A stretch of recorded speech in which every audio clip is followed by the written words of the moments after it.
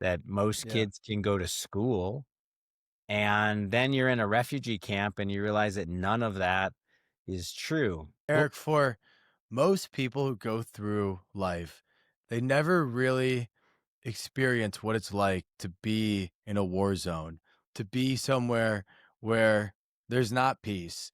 And you firsthand being a Navy SEAL and going overseas, what's the best way for you to explain that to your regular American?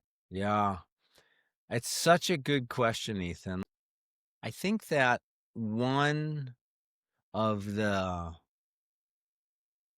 difficulties that Americans face is that there is so much that we take for granted in the country that is just not part of a lot of people's everyday existence. And when you're in a place like in Iraq, like in Afghanistan, or even doing humanitarian work, and you're in a Bosnia or Rwanda or a Gaza Strip or a Cambodia, um, you you begin to see and to sense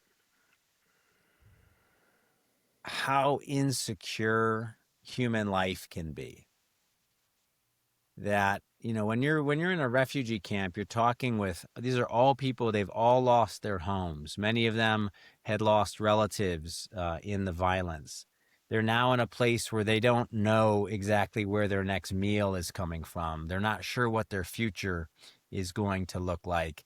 And all of that I'd call kind of social furniture that's sort of around most people's lives, it's all ripped away. And you're kind of down to your essence, that most Yeah. kids can go to school, and then you're in a refugee camp and you realize that none of that is true. And again, I think it just gives you a real sense of gratitude for what you have.